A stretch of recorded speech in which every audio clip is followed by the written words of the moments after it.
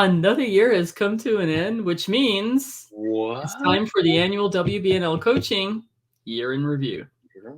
That's right. Let's chat about it next, Jan O'Brien, on the WBNL podcast. This is the Wandering But Not Lost WBNL podcast, where real estate and reality meet. And now your hosts, Jan O'Brien and Matt Emerson. Welcome to the WBNL Wandering But Not Lost podcast, where real estate and reality meet. This is episode 220. You can find all of our show notes over at WBNLpodcast.com.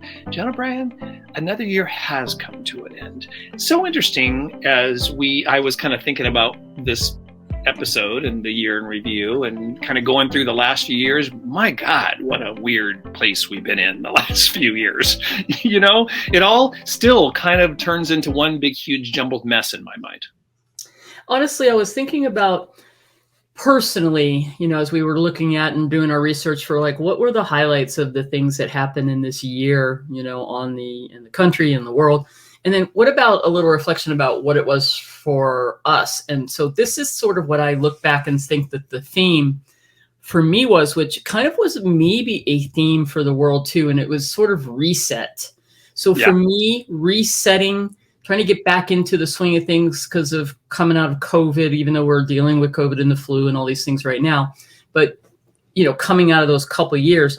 But for me, it was a year of sort of reset and renew, refresh, whatever you want to call it, start again, rebuild, all those kind of RE words, because this is the year that I, spent half the year in Florida for the year and a half or almost 2 years that I was out there, and came back in June and really got refocused on my business and had some initial success in those first 6 months, which is leading to where we're headed and what we're doing to refresh things at WBNL Coaching. So that's kind of my look back.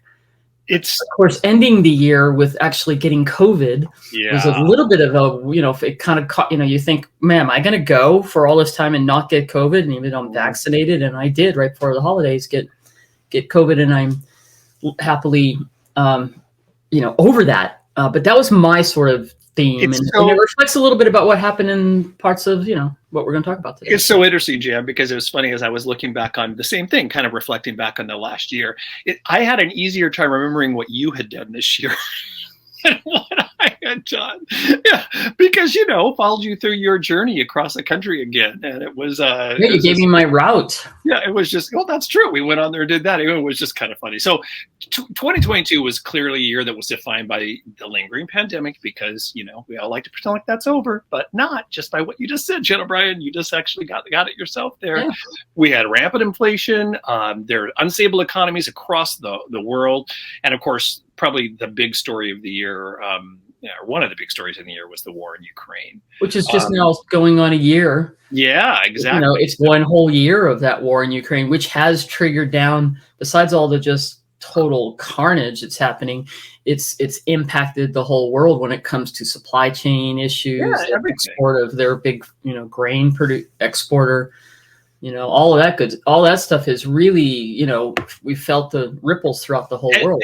And to that point, it's kind of funny. It's hard to not think that the whole world wasn't just, collapsing and around you. You know what I mean? When you sit, here's the deal. We talk about this all the time. If you sit and just watch the news and just listen to the sound bites or go on the evil Twitter and, just kind of listen to the conversation, you can get really caught up into, oh my gosh, everything is doom and gloom.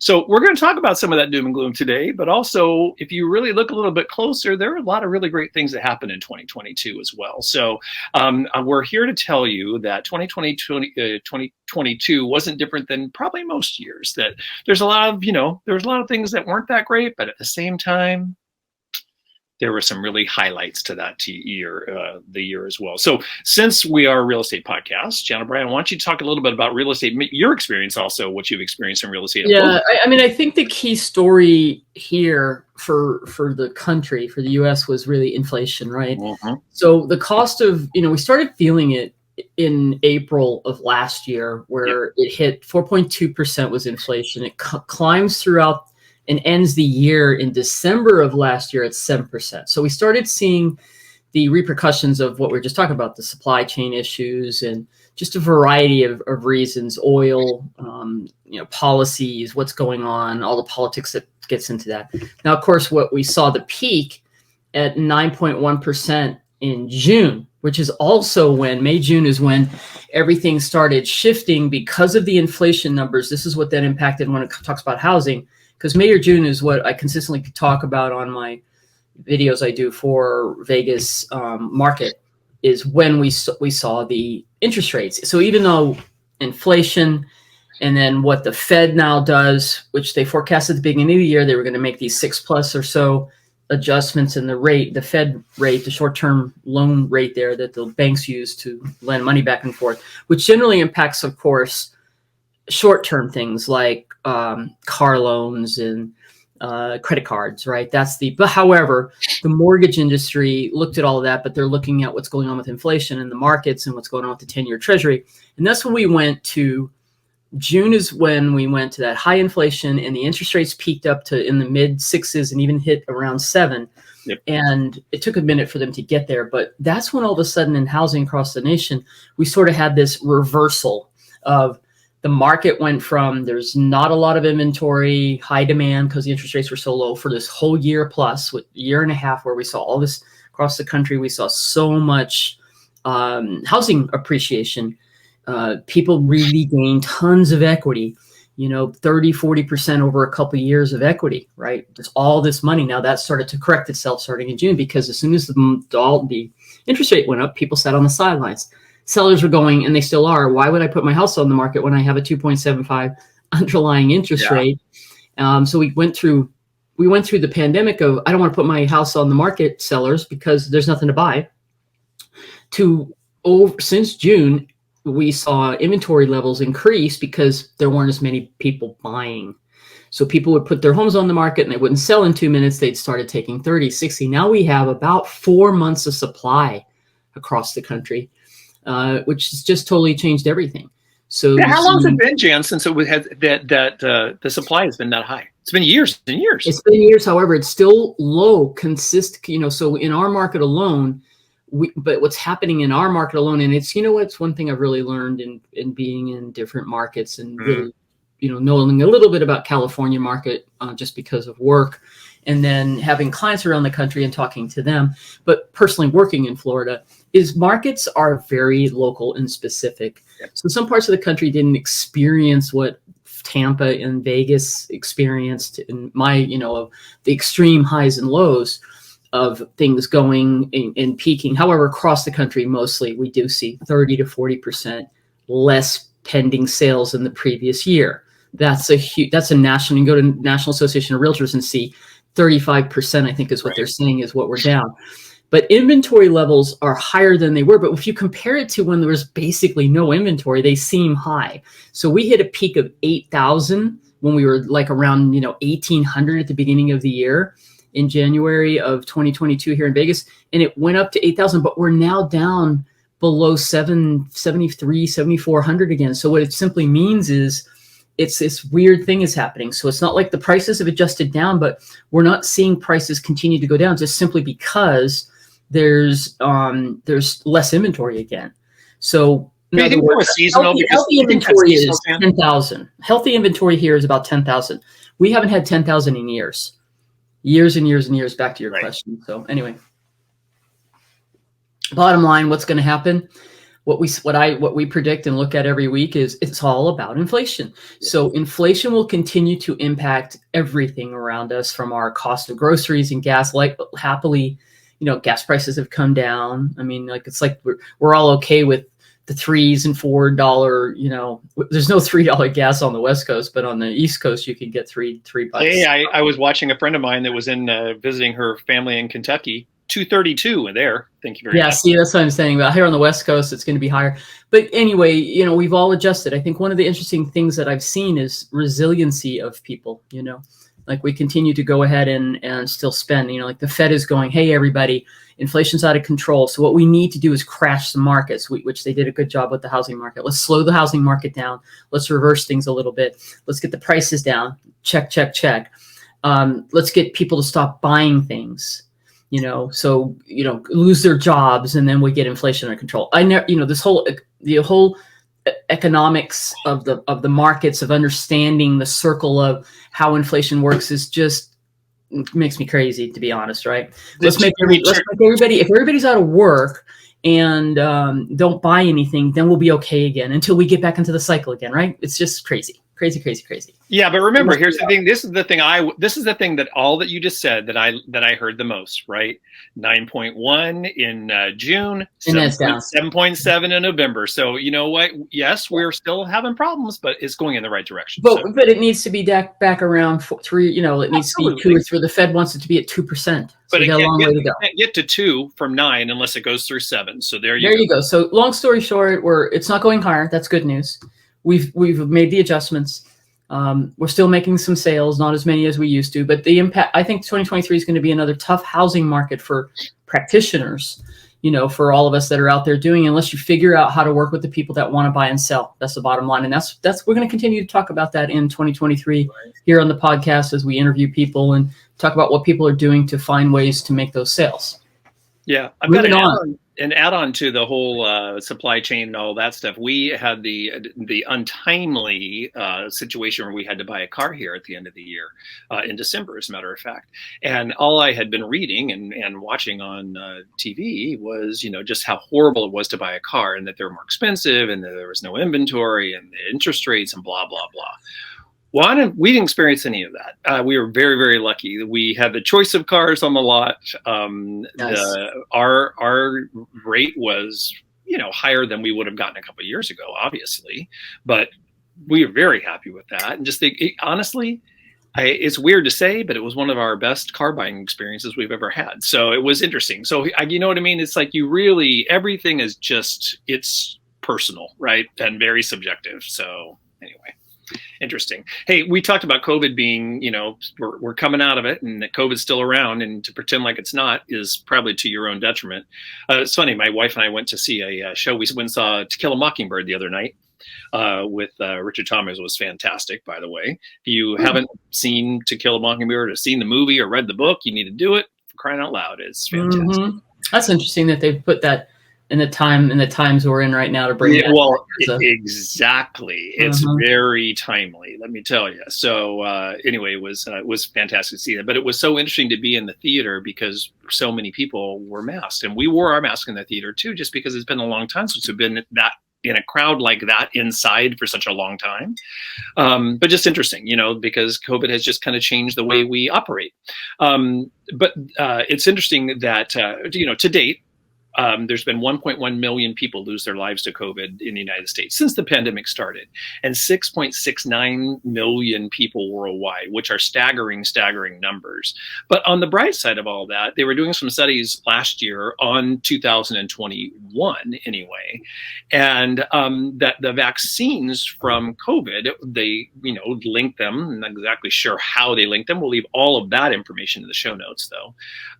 Prevented 19.8 million deaths in 2021 because people were vaccinated and did not, you know, go down that path of having the more chronic parts of the disease. I thought it was really very interesting to show that we had a lot of death because of COVID, but because of science and what, you know, the world has done as far as research has gone, we prevented a lot of deaths as well, and we'll continue going into the future. COVID's kind of here to stay, right? So, and what's interesting is there'll be that percentage of people, even probably listening, that will be anti-vaxxers and not believe any of that, which brings us to our next category, which is politics. Exactly. It's probably the most polarizing that I have seen us as long as I've been alive, that we literally have moved ourselves into a space where half the country thinks one way and half does the other. And it has a lot to do with, I mean, how quickly all this moved around has a lot to do with, if you ask me, social media and how quickly people get their information / misinformation, right? And what they believe and how people just don't literally go and do so much research themselves or do their own fact checking. And that's going to go on. You know, which brings up so many things. And before we jump into some of those things, I just, you know, I wrote down, you know, this whole Elon Musk buying Twitter craziness this year was such a big, huge story. But it's like, if you look at that, it's like he's kind of one of these guys, just, you know, when you look at the billionaires right out there, that it kind of ties into this, let's do the commercial space race. How are we going to commercialize space, right? So you got him going against Bezos and whoever else is trying to figure out how. And, that's interesting that there's constantly all year back and forth. And I know somebody who works closer on the Blue Origin side, and how much they really are working on all of that, which is interesting, right? How quickly that's happening. Another big story that ties in with all these guys is AI. I mean, how quickly things are changing in the AI world is scary, fascinating, but it's almost like sci-fi. The stuff we've seen in movies and in books through the years is here in front of us, and we're not even really 100% aware of it. I mean, Matt and I were doing something with Cosmo, and he was showing us, some of the open source stuff that's out there, like Chat GPT. There's tons of them, as well as cool little things that are on the various social media channels that will turn your image into an AI sort of, version of yourself, and which is just intriguing how we're getting so used to it. But this Chat GPT in particular, and one of the others, is crazy. The implications, Matt, didn't you find that just like, so I don't even know what to say. It's like you can basically go into this system and ask it to do anything for you, and it will write songs, poems, papers, do anything. You can ask it to go in and give you a summary of this or that, and it pulls from the data from all over the place, as a computer can, and it's constantly correcting and making itself better. And it's just a little thing that they're having millions of people try right now, and it's learning. The computer AI is learning from millions of people using this free software to make it better. Yeah. The implications of that are just unfathomable, but yet not really, because it's going to change everything. I mean, it already has, but here we are, and we're in the middle of it, and we're just sort of like, it's over here on the fringe, and don't worry about it. I mean, when you think about Alexa and everything on your phone, and I don't have that in my house, but the phone is enough already. It's already gathering everything. I mean, there's times when it's like, why is the phone showing me that I didn't touch anything? Or why is the phone, recording what I'm saying, even though I didn't, it's putting my stuff into a chat because the chat's open, but I haven't touched my phone. Right. That kind of stuff is a little scary to me. I don't know how you feel about all that. Here's the deal. I think, so it's like anything, right? There are so many really positive and practical uses for so much of this stuff. Mm-hmm. Like a lot of that. I mean, in the wrong hands, however. Yeah, exactly. On the other hand, well, I mean, as far as that thing that you and Cosmo and I were looking at, I mean, it's absolutely incredible. But to me, it's like the downfall of the world. I mean, talk about the dumbing down of society. When you can't, there's practical uses for that. But think about a kid will never have to write another paper. Think how horrible it's going to be for education. It is a horrible, horrible thing, because what's going to happen? You won't have to do work for them. At least before. I mean, I watched my little great nephew do something. He's playing a video game. And he's doing this very good game. It's called Stray. It's like the number 3 video game. Yeah. And you're a little cat, and you're in this little world, and you have to solve puzzles. It's really makes you think. You have to go find the clues, right, and you have to get from here. And it's a robot world, though. Okay. And so if he runs into a spot where he does not know what to do, instead of working, this is the thing to your point, instead of like continuing to solve the problem, he'll get frustrated, and he'll just and I watched him do it yesterday. He will just Google on his phone. He'll say, how do I find the, Notebook 3 and Stray? And then there'll be numerous videos of somebody else who's already posted exactly how to do it. Then he figures it out because he goes. So that already is, the influence of what we've had for years now. Now it's go into the AI Chat GPT, or that's only one of them. There's numerous of them, and say, write a summary of To Kill a Mockingbird for me, 180 1,800 words for a third grader or a fifth grader. And now that's what they can submit to for their whole. I thought was so fascinating about that, because Cosmo was kind of changing the request as he was, talking. And I mean, he was like, write a synopsis of 180 word synopsis of Killing a Mockingbird from Tom Robinson's point of view. You know what I mean? It's like, oh my God. And then it would just start rewriting. It's amazing. Right in front of you. Right, it's amazing. It's crazy. Anyway, that's what we're moving into. So it's here now, and it's moving faster than it ever was. I could imagine that, while we're still alive, and here we are, 60 years old, and I'm like 6 decades, and I imagine the next decade to 2 decades, it's going to be exponential how quickly we're to where that all is. What I really hope, Jan, to the point we're just talking about, that we start having a broader conversation about, okay, this is all fantastic, but what do we do about the downside of it? Because exactly. I mean, we really need to have that conversation, because it's alarming to me, because my wife's a school teacher. So I think to myself, oh my gosh, what the heck? At what point do we say we got to ratchet this back, or we have to, or maybe you don't ratchet back. Maybe there's something else we need to start doing that is going to, spur the imagination and conversation. And I don't know. We'll see. Well, hopefully. I mean, that's the thing. You're going to have to do something. Getting back to politics, just to quickly run through something going on. And obviously, the midterm elections were the big ticket item of one of the big ticket items of 2022, which we always hear about starting about a year ahead of time. And January 6th committee obviously was another big huge thing. And once again, we're not a political podcast, so we're not going to go into the take sides on any of this kind of stuff. But the fact of the matter is, they were big issues. The midterms ended up being kind of a wash in a way. It kind of ended up being same status quo, which is an interesting, or maybe not so interesting. It's a reflection of the country. Yeah, it was not so interesting result of the what the country is, how we're all kind of formed right now. So one of the biggest things that happened this year was the overturning of Roe versus Wade. It's one of those things that people had been fearing for years and years and years, and no matter what side you are on that particular subject, even though over 72% of Americans actually are, believe that a woman should have the right to choose. Hey, speaking of, my watch is now telling me, it's been listening to me and it's telling me something. So there you are. What's up with that? Anyway, that was computer. I think a big Earl Grey tea. That's what I'm waiting for before I exactly. A big part of what happened with the midterms there too. But while all that was going on, this is the thing that I think that's really fascinating, which didn't really happen so much in the last administration, but has happened in this administration. That even though we have a divided country, the president and the Congress were able to pass a ton of legislation. And once again, no matter where you stand on the fact that legislation was passed, there was actual real stuff happening in Washington.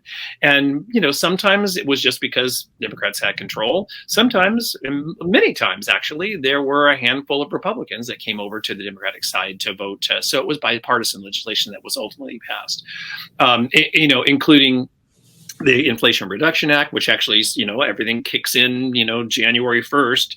I think where did I read somewhere? It's like, I forgot the actual number, but the insulin, cost of insulin alone is going to help so many Americans starting January 1st. Now, unfortunately, that was kind of pared down in the final bill. It's only people that are on Medicare that get that benefit. It's not everybody that needs insulin, right? Which allows big pharma to continue to rake in, exactly billions. Exactly. I mean, isn't that a side story here? Inflation, all of this. Meanwhile, the oil companies and all the big companies continue to make tons of money while people are suffering and can't have enough money to, pay for groceries, whatever. Yeah.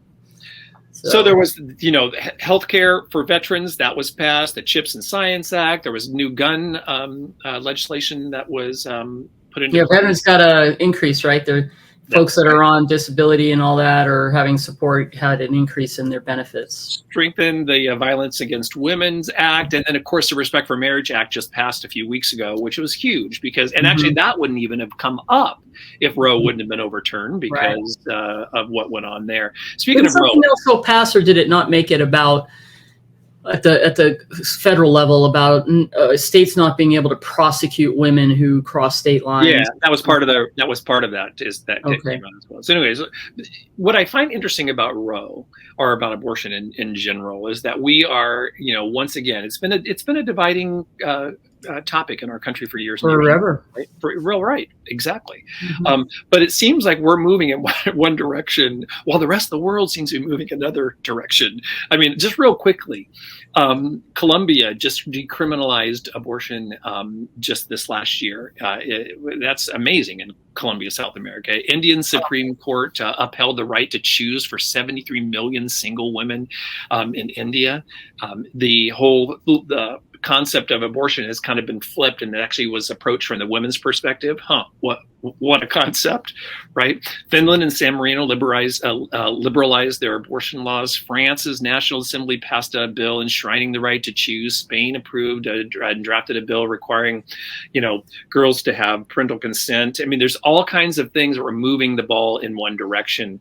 That was actually more positive towards women's freedom of choice. Now, I don't want to get into abortion. I've had too many conversations about that. I'm just saying that it's interesting perspective to see what's happening here in the world, everywhere else in the world. And this is something I found, and I'll leave, like I said, all of the information and our links and where our sources were in the show notes over at WBNLpodcast.com. But there's a couple things that came up this year talking about, finding the bright light in the, the darkness that we sometimes get caught into, that America's inequality problem was improved for the first time in a generation. That last year there were fewer people, or more people in the bottom 50%.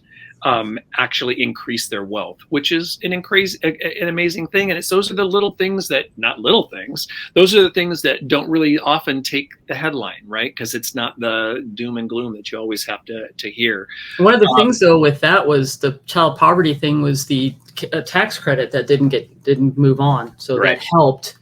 However, that's not been renewed, right? As right. part of that package, that huge package that just also being signed, right? You didn't mention that one, right? That huge.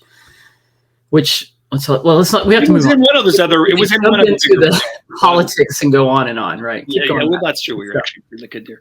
The health insurance hit a record low, 8%. More than 5.2 million people receiving coverage since 2020. That's huge. As well. Let me see here. Let's just go down our list here. I don't want to read everything that's in here. The poverty rate, that was a thing, plummeted down to 7.8% in 2021. So that is huge. And the number of children in poverty fell by nearly half. So really positive things are happening in the world. I thought there's a crime statistic that came out that also was really kind of amazing, that violent crime, robbery, sexual, aggravated assault, and simple assault declined from 26.1 to 16.5. That's pretty amazing considering what you hear during the midterms was crime. Everyone's gonna, everything is up. That's, you have to dig into the facts to really get the story of what's going on, right? And then conservation, there's been a whole bunch of stuff that's happened with conservation around the world. And here, we've passed some of the biggest climate change laws that have ever happened ever, right? We seem to be going on a closer to the clean and green perspective. We're kind of back on that track again. One thing that I think was little known, and I found this in the research, that and this was a bipartisan bill that passed the Senate, passed a law, joined actually the rest of the world in getting rid of hydrofluorocarbons, like in spray, like hairspray. They were saying that alone, getting a total ban on those, would lower the global temperature by 1 degree. Just doing that one thing. That's huge, right? So good things have happened. We just need to keep our eyes on that and, keep folks and keep working and going in the right direction for a safer life for us and our kids, right? Now, Brian, what happened in the world of sports? Because that's, more your... Well, Georgia Bulldogs were the national champions last year on the college football scene. And of course, that was huge to me. I experienced in my lifetime the previous time that they had been 40 years since they had won the championship. And I actually was going to the University of Georgia during that time frame. And fun fact, Herschel Walker was the main reason, which Herschel Walker was a really good college football player. Yeah. The rest of what happened to Herschel on the pro scene to where he went down the road after that, not as good a story. But back in 1984, the Georgia Bulldogs were national champions, and it was largely because he was such an amazing running back. I was there, and I watched him do it again. And the best news for me as we go into this new year is hopefully they're going to repeat. They are in the national finals for the 4 teams that are playing. And we will see. And hopefully next time we're on a podcast, I can say the Georgia Bulldogs have repeated their national championship status. That's the biggest college news. That's the only one I care about. I always forget, though. I don't know. You're not a huge a sports fan as I am, but I will always forget like who won the various things for the previous year. A year later, and this was like, of course, the Rams in turning to pro sports. The Rams under another Georgia alumni, Matthew Stafford, they actually won the Super Bowl. They are now a horrible team. Stafford's hurt. They're I don't even know if I don't think they're even going to be in the playoffs. So they went from like great to not so great. In basketball, it was the Golden State Warriors, of course, with Steph Curry. He's awesome. They were the NBA champs. The Astros beat the Phillies. I actually watched that. I remember that now. And of course, freaking Colorado Avalanche. Hockey. I'm a huge Golden Knights fan since the beginning, and this was the 5th year of the Golden Knights, and it was the first year in their whole 5-year franchise that they didn't make the playoffs. Now, right now, as we go into 2022-23 season, they're at the top of the Western Conference, so hopefully they can make it back in and compete. Of course, the biggest sports story of the year was the FIFA World Cup, and I love watching both the men's and women's World Cup every 4 years. And I like watching soccer. I'll watch it, when it's on like a Saturday, the Premier League, which is in Europe, and then we have the MSL here. And I do enjoy it, but there's something about World Cup soccer that is a uniter around the world, and it's fun to watch, and it's emotional. I love watching how emotional the fans and the players that play soccer, they love it. And when they're when they leave their professional teams and come together to represent their countries, it's like an Olympics feeling, right? Of course, but it's even just intense. And the big story was Messi, which here he was, and he's like, an older player, may retire, has got these amazing records. He played for, Argentina, him and the guy that they played against in France, Mbappe, they play on the same professional team together. They're teammates. One of them's French and the other's Argentinian. And anyway, it was just there were lots of upsets in this. It was held in Qatar, but there were teams like Croatia made it through, Saudi Arabia had an upset, so some of these teams that you never hear of, it was like the underdogs were making it all the way through. And then finally it was France, who were the champions from the previous World Cup, versus Argentina. Argentina wins in one of the most exciting games. It went to extra time and it went to a shootout. And it was exciting. So anyway, that was the best story of the year when it comes to sports, after Georgia winning the national championship, of course. I can only imagine some of our friends, Jan O'Brien, that we know are big soccer fans, like Juan, who must have been crazy watching that.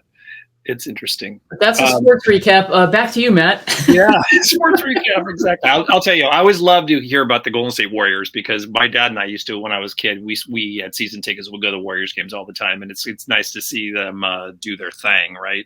Because they run hot and cold, like all teams, like we just mentioned the Rams, run a little hot and cold. The World Cup, by the way, is coming to the first time it's going to be held on 3 continents. That's right. So in 4 years from now, it will be Mexico, Canada, and the U.S. hosting. And they already have selected the stadiums, and there's a lot of retrofitting that have to go because they have to play on natural grass. So it's everything from a couple in California, obviously the one that's where the Niners play. Yeah. It's Santa Clarita there. There's another one in, I forget what's the other one they're going to do, but it's like Dallas and interesting places like Seattle. Some of the newer fields are going through that. That'll be exciting when that happens. The rest of the world is like, let's go do that in America. Well, it's the North American hosted World Cup. All right. Yeah, and then right around the corner, I was just thinking about this the other day. I mean, we're a ways off from this still. We're still 5 years away. Yeah, 5 years away, but the Olympics come into LA. So there's a lot of interesting stuff that's going on. There you go. Sports will be in the news for a bit. Right. Hey, but getting back to climate for just a minute, we talked about how the Inflation Reduction Act put such a huge climate bill into place. But for the first time ever, clean energy has now outpaced coal energy in the United States, which is a huge deal. Many people said that could never, ever, ever happen. But with so much more focus on electric cars and, getting electric power, recharging stations, everything being built, that, now clean energy has got its eye on gas. So we'll see what happens with that in the future as well. As always, we had a lot of people pass in 2022 as well. And it's so weird, just like you were saying, with sports or with anything, right? The list of movies or a list of all that, you look back on the list and you're like, oh my gosh. Forgot that guy passed away. Yeah. I know. And so many people, what are the highlights for you? Besides obviously the Queen. Right. Oh, yeah, definitely that. What I thought was interesting about this list as I really went through, because I put on this, and they'll be in the show notes, like I had mentioned, a lot of these people, now there were a lot of people younger people that passed, very untimely, but a lot of people, that you hear about the age of mortality rate going up. It certainly has, according to this list. There were a lot of people in their 80s and many in their 90s, right, that actually passed away. The Queen definitely was high on that list as well. Just other people like in politics that I had kind of forgotten about. Mikhail Gorbachev, who was 91, he passed away this year. Madeleine Albright, forgot about her. She was 84, right. Passed away this year as well. I don't know. There's so many different people. Loretta Lynn, 90 years old. Angela Lansbury, 96. Angela Lansbury, that was an interesting one too. I mean, Mrs. Potts. You have a good life, good for you. James Caan, 82. And then there were some folks like Naomi Judd and recently Twitch, that are gone through suicide that are sad. So I don't know. And then people like Ben Scully, if you're a Los Angeles classic, yeah, who the voice of the Dodgers and all that, right? For all 94 years old. Yeah, he's a legend. And 67 years in the booth. That's incredible. That's stuff, right? I mean, talk about just craziness as far as that. And then, of course, if you're a Harry Potter fan, Hagrid passed away, and that's very sad. The Robbie Coltrane. That's a very sad one as well. So many things. We will have that full list over on the show. And there's a list that has even more people on it, right? That's right. Jan, let's not even go into like what all the streaming and all that stuff is, unless you want to touch on that. Let's just get into our favorite stuff, and we'll hit upon that stuff as we're talking about it. Sure. So I found it to be an underwhelming year and frankly, it led to, when I just talk about streaming services, I consolidated and got rid of a few, streaming services this year.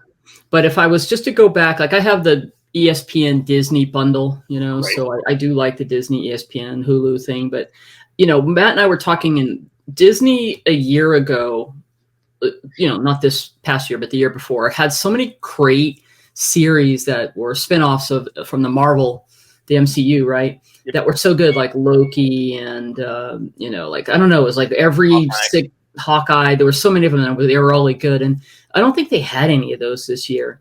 One of my favorites continues to be Mandalorian on the Star Wars side. And I watched some of the Star Wars. Boba Fett was one. I'm a Star Wars fan, and I liked it. It's just it's not as memorable. Actually, it's probably the best one, the Obi-Wan Kenobi. I'm watching this Andor right now, which is so funny because it's getting nothing but like rave reviews. And when it first came out earlier in the year, I started watching it and I couldn't get past the first 2 episodes. And I just was like, I'm not getting into the storyline.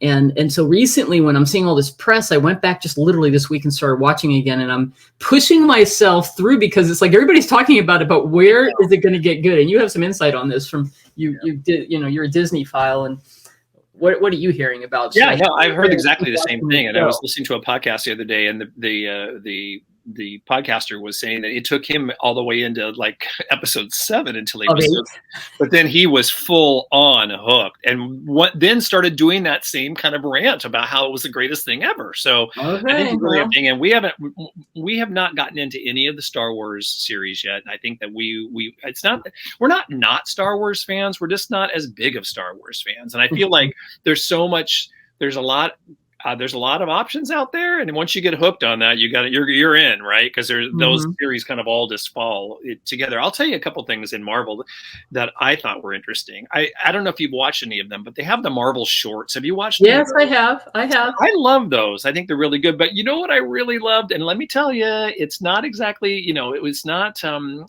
Academy Award winning television or Emmy Award winning television, but I really enjoyed the Guardians of the Galaxy Christmas special. Oh, I watched that. Yeah, that's good. All right, I'll give that a shot. Because come on, they went and got Kevin Bacon, for crying out. That's funny. Have you heard of it? Yeah, that's exactly right. They got him. Yeah, and they took him. Yeah, I did watch that the other day. It was great. Yeah. Do they have anything coming in 23 that's going to be worth on the docket there for Disney Plus or any original stuff? I don't know. I haven't actually heard. I wonder, they'll probably show Avatar eventually, the new Avatar. Well, Loki 2 is coming out too. So I know that's going to be coming out next year.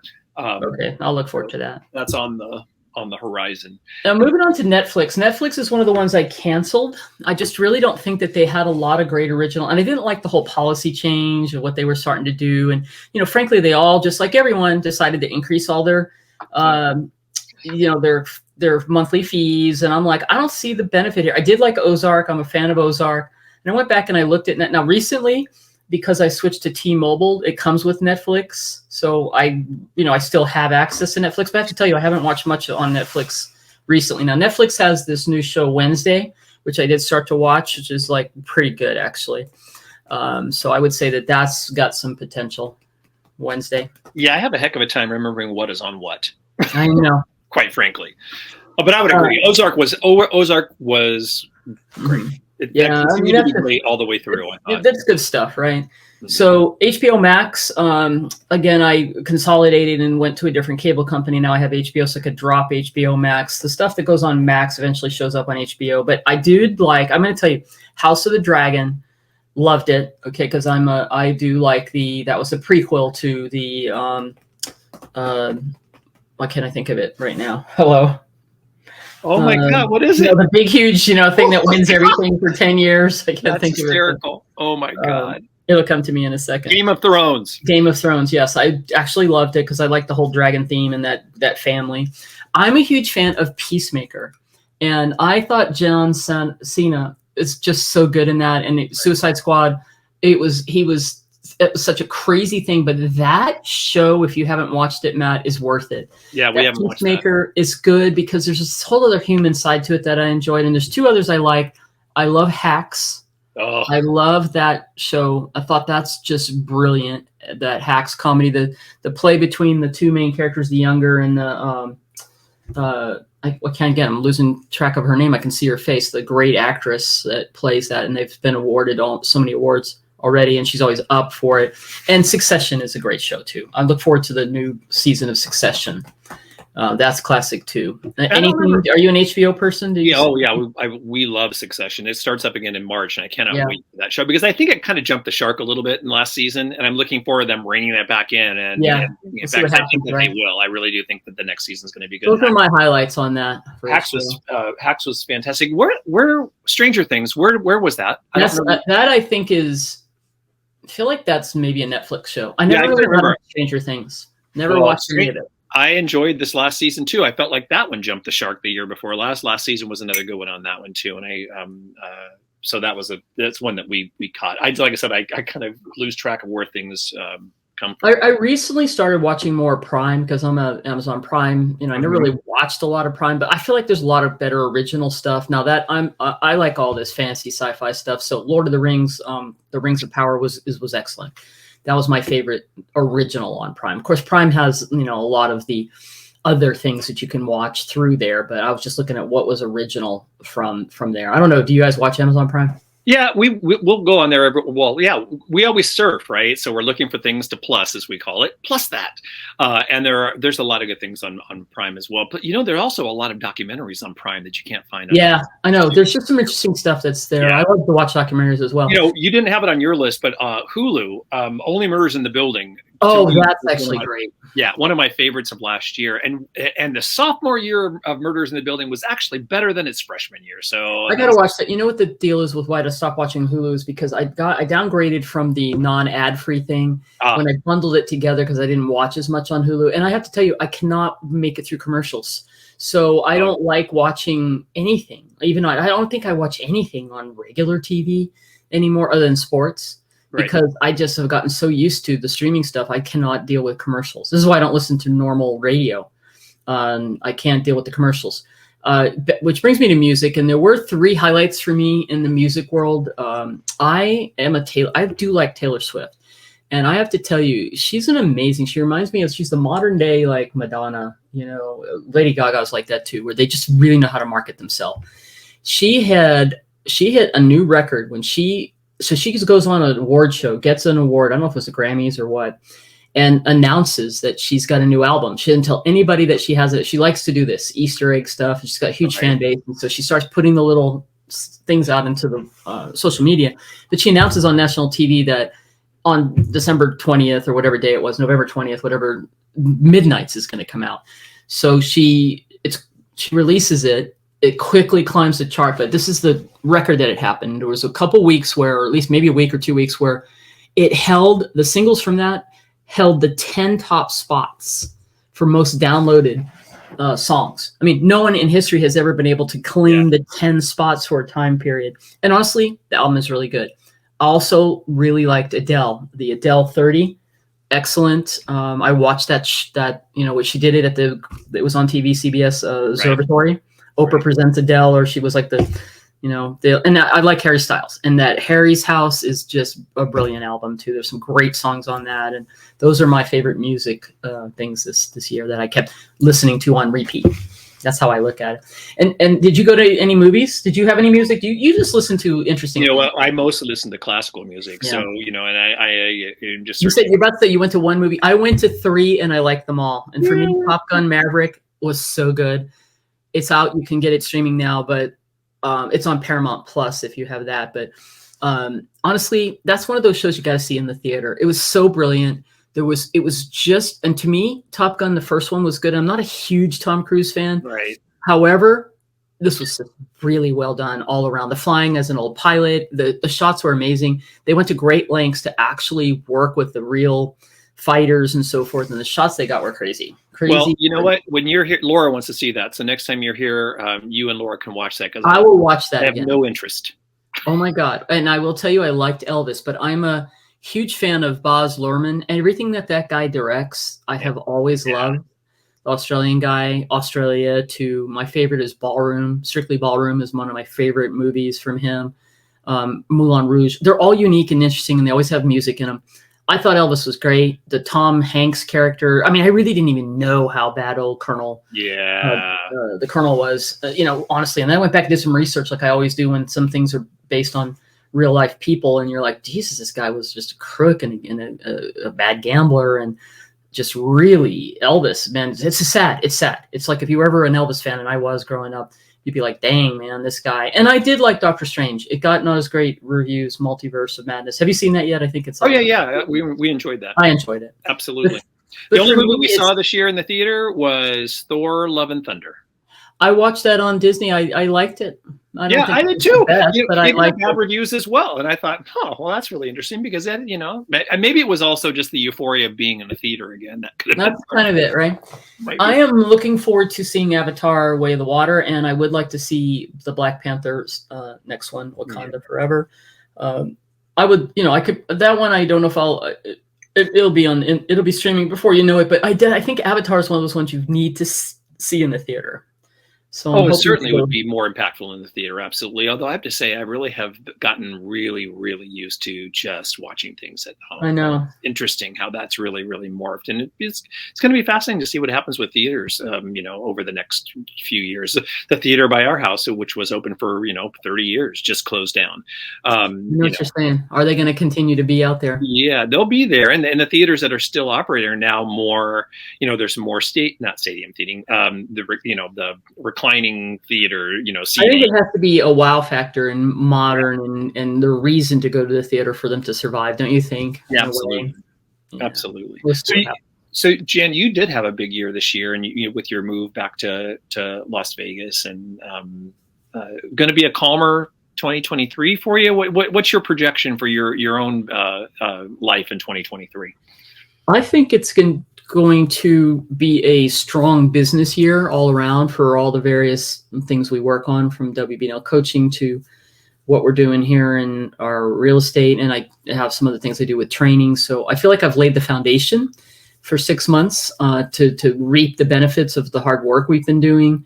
So sure. I feel, however I feel for real estate, I think it's going to be a year of continuing to, deal with the ups and downs and see what happens with inflation. However, I think it will get better as the year goes through. So I see us, our goal is to try to have 3 to 4 closings a month, and we didn't hit that this year. And, the various reasons why, or people are waiting on the sidelines.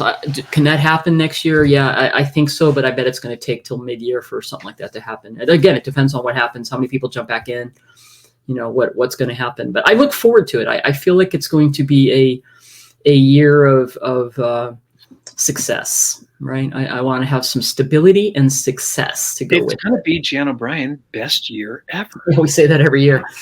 I've had great highlights in every year I've lived in this world, right. In this body.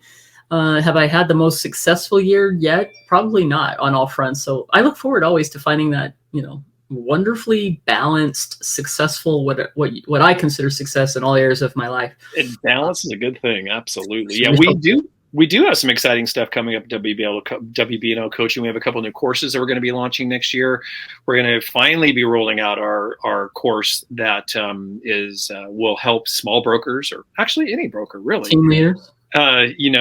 Use our sales builder program. The course really is going to be how to coach and train your mentor or your trainer in your company to roll that program out, which is going to be exciting. We've been wanting to do it for a long time. We finally are in the process, so that's going to be coming out. We're doing some consolidation, some of the other courses, and just making a little refresh to our course library. Yeah, maybe some updates in some of our existing courses that are necessary. I mean, it all stands the test of time, but there's areas around social media and stuff can use a little bit of an update. Yeah, we actually ended 2022 much stronger than we thought we were going to, and we're excited about that. We're so thankful that all of you are part of the WBNL family. We are going to be doing the podcast on a weekly basis, starting next week, actually. So next week. So all right. Looking forward to that too. So everyone, you please have a happy, safe, and sane. What are you doing for New Year's, Jan? Happy 2023. Hanging out, watching New Year's Eve, watching the Georgia Bulldogs hopefully really kill Ohio State and move on to the final, the championship, which actually it happens at 5:00 here. So I never make it to midnight anymore, my time Pacific. So I will probably be watching the New Year ring in locally and watching the national. I'll probably watch those guys, Anderson and Andy. I think they're going to be a little more calm this year because they've banned alcohol drinking. Oh, did they? Oh, yes. It won't be as fun then. But I usually like to watch that New York, the ball or whatever, come down in New York across the country, and then probably never make it to midnight. I don't know. That's how it is. I'm not young anymore. I already did that down on the strip thing. They are having fireworks here, probably around, the fireworks here in Vegas, and so we can see them close by here from a local place. So we may be able to see the fireworks. That's what we're doing. How about you? Yeah, we always do kind of low key. We used to go out to dinner and then we come home, play some games, drink a little champagne. We actually always are ringing the New Year at 9:00 with the people in New York because that really is when that really is the New Year. Okay. For me. And then usually we make it to the West Coast New Year's, but sometimes we don't. We'll see what happens this year. We'll see what happens. It could be one of those years. We celebrate every time zone. There you go. Exactly. All right. Very good. Well, that was a longer than normal podcast, but there was quite a few things that happened in 2022. And here's to a 2023, an amazing 23, best year ever, Matt. I love that. Happy New Year to you, Jan O'Brien, to everyone out there listening. And remember, in 2023, as we say in every year and every podcast that we do, be forever wandering, but not lost. Indeed.